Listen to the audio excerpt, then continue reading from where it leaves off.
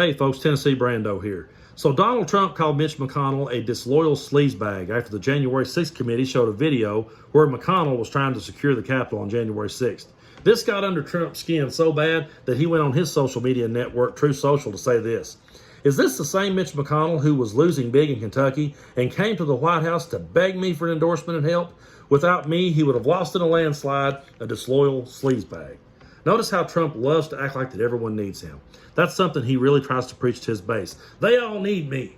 They need me. They come to me. They ask me for help. They ask me because I know all the answers. They beg for my help because they need me to win. Well, guess what? Mitch McConnell has been winning ever since 1984. He does not need Donald Trump. Now, Trump may be the cult of personality. He may be the guy that can sell the merchandise and sell the t-shirts, sell the bumper stickers and the flags for everybody to fly. But Mitch McConnell is the better politician. And when I say that, that is in no way an endorsement of Mitch McConnell. It's just that McConnell knows how to play the game and he knows how to use Trump to his advantage to get what he wants done. The only part that Trump got right in that whole thing is that McConnell was disloyal to him. Yeah, he was disloyal to Trump, but he was not disloyal to the Republican Party.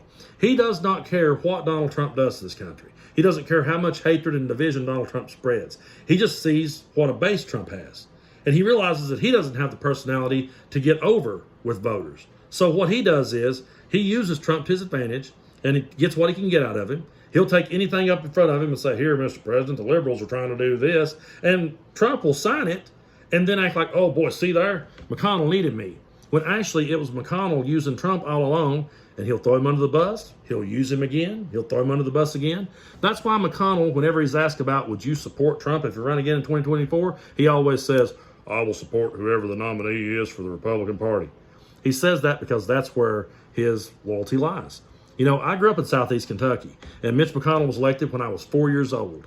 I don't ever remember a Kentucky without Mitch McConnell, you know. And for the last 20 years, I've traveled around this part of the world as a musician. I've traveled every winding road in Southeast Kentucky, playing every backwoods dive bar you can imagine. And along the way, I don't see McConnell signs out in people's yard. I don't see McConnell flags, Team Mitch flags flying off people's boats. As a matter of fact, if you talk to those people and ask those people, what do you think about Mitch McConnell? They'd be like, he's just another corrupt politician. And people ask me all the time, well, if they think he's such a corrupt politician, and if none of them really like him, then why in the world do they keep voting for him? Because they're not voting for him. They're voting against the Democrat. They have been convinced that the Democrats are the worst of people. Democrat is a dirty word in Kentucky. So Mitch McConnell doesn't even have to campaign. He doesn't even really have to try hard because all he has to do is sit back and tell you how bad the Democrat is. And people will ignore everything that he's done against Kentucky. They will ignore all the stuff that he's stopped that could have helped Kentucky. And if you ask them, they don't even like him. It's just that they're voting against the Democrat. And that's a narrative that people really needs to start working harder to change. We got to encourage people to get out there and vote, to get out there and listen to what the Democratic politician is trying to get across. And what needs to be got across is what McConnell has done to hurt Kentucky and what he has not done to help Kentucky.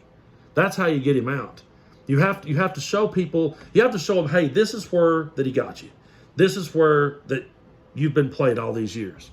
You know, in the town I grew up in, I remember when I was growing up, we was told, oh, there's going to be all sorts of stuff coming to Southeast Kentucky to help you guys. There's going to be this big industrial park coming. You guys will have all sorts of opportunities when you get out of school. Well, they built this really nice bridge, built this really nice road up to what was going to be an industrial park. The industrial park pulled out. And now we have what is dubbed the bridge to nowhere. If you go across the bridge, you go up the road, it literally dead ends in the middle of a field. That is the kind of Kentucky that Mitch McConnell has gave us ever since 1984. And people keep voting for it, not because they're voting for him, but because they're voting against the Democrats. And that's a narrative that we got to change. Out of everything Trump said, the only thing that I will agree with is, yeah, McConnell's a scumbag. But other than that, he's a politician that knows how to get things done, and we have to encourage people harder than ever to vote so that we can change this narrative and get that stranglehold that Mitch McConnell has on Kentucky taken off of Kentucky, and we'll all be better off for it.